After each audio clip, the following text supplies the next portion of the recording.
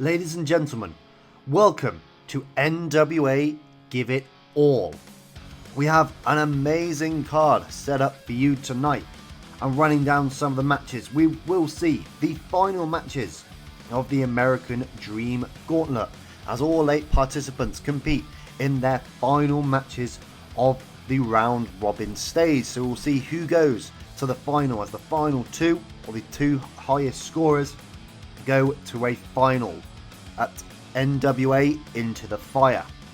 We will also see a triple threat Full Metal Mayhem match for the NWA World Women's Championship as Yuka Sakazaki and Kenzie Page challenge Lexi Cabrera for the championship. There is also an added extra as Stephanie McMahon is the special guest referee for this match. Then in our main event, we will see Chris Brooks defend the NWA World's Heavyweight Championship against 2 former teammates as he defends against Punishment Martinez and Jordan Devlin. Who will walk out of NWA Give It All, the new or the still NWA World's Heavyweight Champion? We'll find out this and more tonight at NWA Give It All. So the show opens up with a few pre-show matches, the first being for the NWA World Women's Tag Team Championships, as Yoshiko and Tanya Grunge make their first defense of the championships as they defeat Yuka Minami and Tiffany Nieves in just over 8 minutes. Again, it is a good first defense. Yoshiko carries the match in terms of ring pin performance, getting a 49. Everyone else around the late 20s, early 30s, but a strong defense here for Yoshiko and Grunge.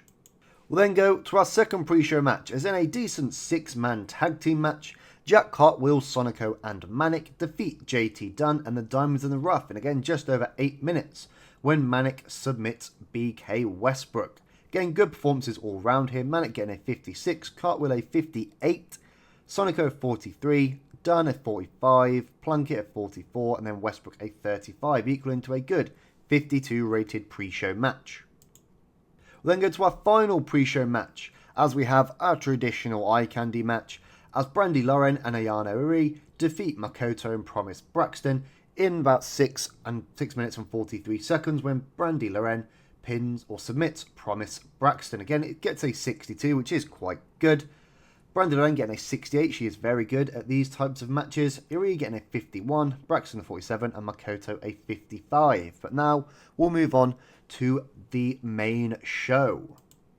The main show opens up with a 65 rated match as these two have their final match in the American Dream Gauntlet as Max the Impaler defeats Oliver Carter in 8.5 minutes. Again, this was their final match in the American Dream Gauntlet. This was the only one that didn't really have any implications on the tournament. Both these couldn't progress to the final stage, so they were just carrying out their final match. But it is Max the Impaler who gets the final 3 points. We'll then go backstage to see RVD and Wildcard. Preston Vance then comes up to them and he says that he's spoken to Stephanie McMahon and he is going to be finding a partner to challenge Wildcard for the NWA World Tag Team Championships on NWA Power. So we'll have to wait and see who he chooses as his partner for NWA Power, as he'll be taking on Alec Price and Starboy Charlie for the World Tag Team Championships. We'll then go to our second match of the American Dream Gauntlet as Dozer manages to get his final 3 points of the tournament by defeating Fuego del Sol with a World's Strongest Slam. This means that he does go into the lead currently with, I believe, 16 points, which does take him 1 point above Bishop Dyer. But Bishop Dyer still does have to wrestle Spencer Slade, and Ortiz does still have to wrestle Matt Lee tonight. So we'll have to see who is going to the final. We'll then go backstage once again to see Corey Graves. He's talking to someone who's just out of sight, but as the camera pans round, Graves can be seen talking to number 1. Again, we've seen him for the past couple of weeks on NWA Power, costing matches in the NWA American Dream Gauntlet. So we have to wait and see whether he's going to do this again tonight. After this, we go to our death match as Weber Hatfield takes on Mike Mondo for the NWA World Television Championship. But it is Mike Mondo that defeats Weber Hatfield and makes his first defense of the NWA World Television Championship. But after a turn by Edith Surreal, the manager for Weber Hatfield, has turned on Weber and she is joined up with Mike Mondo. Again, make sure Mike Mondo defends his NWA World Television Championship. After this, we see Edith Surreal. She's turned on Weber Hatfield. She's cost him the opportunity at the NWA World Television Championship. And she's officially joined up with Mike Mondo and his revolution here in the NWA. So it's a big turn here for Edith Surreal. She's turned her back on Weber Hatfield. We'll then see Valkyrie. She is shown getting ready for her NWA debut. She will officially have her first match on NWA Power. So she is here. She is coming for the NWA World Women's Championship, but she will be debuting in her first ever match on NWA Power. We'll then go to Emi Sakura's final match as she is defeated by Mei Suruga in just over 13 minutes. Again, it gets a really good 58 rating. Mei Suruga gets a 60, Sakura 54. They have really good chemistry and Mei Suruga has a strong connection with the young female audience who like her winning this match. But it is Emi Sakura's final ever match. She will be retiring after this. So it is a good way to end her career with one final excellent match against Mei Suruga. After this, it says Emi Sakura has officially retired. She bows to the crowd, she leaves her boots in the ring, and she walks to the back one final time. Then we go to our next match in the American Dream Gauntlet as Ortiz does manage to defeat Matt Lee in 9 minutes by submission. Again, this does mean he is now equal on points once again with Dozer on 16 points. We'll have to wait for Bishop Dyer to have his match against Spencer Slade to see whether or not Bishop Dyer will be in the final two, or whether it may be Ortiz or Dozer.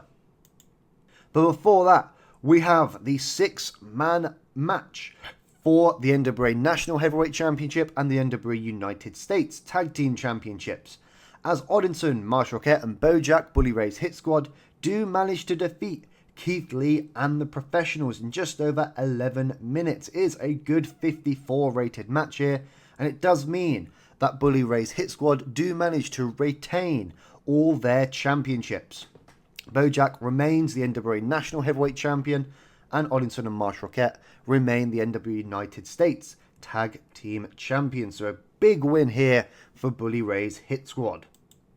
We then see Breeze and Robbie E backstage. Breeze had his shoulder in a sling. He says that he can't wrestle tonight as he did get injured at a prestige wrestling show. He'll be out for around a month. Robbie says that as soon as Breeze is ready, they are coming for the Southern Six and they're coming to take the NWA World Junior Heavyweight Championship back into Gucci. And now Matt Lee doesn't have to contend with the American Dream Gauntlet anymore. They are back as a full 3-man unit. But then we go to our final match of the American Dream Gauntlet, as Spencer Slade actually manages to defeat Bishop Dyer in 11.5 minutes with a fast roll-up, meaning that Bishop Dyer has lost his final match and can no longer advance to the finals of the American Dream Gauntlet. As you can see, it does mean that Dozer and Ortiz are joint winners and they will be advancing to the finals of the American Dream Gauntlet, which will be a match that takes place at the next event, which is NWA Into the Fire. The winner of that match will get an opportunity at the NWA World Heavyweight Championship in the future. So it is going to be Dozer and Ortiz to face off at Into the Fire. But then in our next match, a 71 rated match, Kenzie Page manages to defeat Yuka Sakazaki and Lexi Cabrera in a Full Metal Mayhem match, as she manages to retrieve the NWA World Women's Championship from on top of the ladder after Yuka Sakazaki is taken out by Taylor Rising and Lexi Cabrera is attacked by Ashley D'Amboise. So it does seem like Stephanie McMahon has not called this down the middle at all. It seems like she's hired both Rising and D'Amboise to help Kenzie Page win the NWA World Women's Championship. Again, it is a good 71 rated match. Yuka gets a 76. Kenzie and Lexi both get 59s. but it is a really strong match here from these three women. Again, we do see that Kenzie Page is the new NWA World Women's Champion.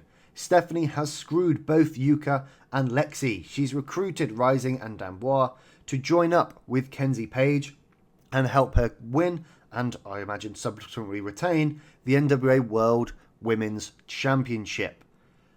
But now, we are going to our main event of the evening, the triple threat match for the NWA World's Heavyweight Championship. And in an excellent 79 rated match, Chris Brooks does in fact manage to retain the NWA World's Heavyweight Championship against Martinez and Devlin as he pins Jordan Devlin, not Punishment Martinez. During the match, we also had Manic come out and attack Jordan Devlin, again watching the back of Chris Brooks. But it is a very good defense here from Chris Brooks in an excellent 79 rated match. It is his second defense of the NWA World's Heavyweight Championship, and it does mean that he is going to carry that belt into NWA Into the Fire against whoever was going to challenge him next. But for now, we will finish the show and we'll see what rating we got. So, NWA Give It All does get a 74 rating, which obviously is very good. We were in front of 8,000 people at Jersey Mike's Arena, so it is a good attendance as well. But now we'll go to our financial report and our popularity gains. So we will be praising Doza, Ortiz and Brandy Loren for their good performances tonight. We'll see what they got. Doza's pleased, Ortiz is pleased, as is Brandy Loren. There was no injuries, so we'll have a look at our financial report. We made $140,000 tonight. Again, $144,000 on ticket sales, $30,000 on pay-per-view revenue, $24,000 on merch. Workers were $34,000, show cost $23,000, but it is a really good profit made. If we have a look at our popularity recap, we've grown up to heights of 56 in the USA. We've gone up a few regions in both the British Isles and Japan as well, so we are growing nicely. But there will be no media scrum, so I'll see you back at the home screen. So here we are back at the home screen. It doesn't look like much has happened other than maybe Full Gear. So we'll see the results for Full Gear. Gets an 85, a really good show. Kenny Omega defeats Adam Page and Sammy Guevara to retain the AEW World Championship. Strickland and MJF defeated Pac and Cope. And then Okada defeats Orange Cassidy in a ladder match. So really good matches here. But we'll have a look at our emails. Ayano Iri, all of her appearances have run out, so she has left the NWA. Chris Brooks thinks Iri is charismatic. She's a future star. She may be back in the near future.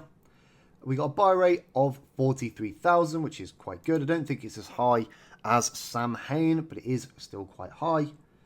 We'll have a look at the American Dream Gauntlet, the official finals of the American Dream Gauntlet, the final table. So we'll see. We can have a look at our completed tournaments. The American Dream Gauntlet. Again, it was Doza and Ortiz that did win. Bishop Dyer just up behind them with 15. Spence Slade finishes off with 12. Max Pele with 9. Carter and Fuego del Sol with 6. And Matt Lee with 3 points. But this is where we will end the episode. So if there's anything else you do want to see, obviously leave it down in the comments and I'll show you some of the wrestlers, some of the championships, all this sort of thing. Make sure to like, share and subscribe. Hit that bell notification icon if you do want to see more. But now I will see you at NWA Power as we're on the road to NWA Into the Fire.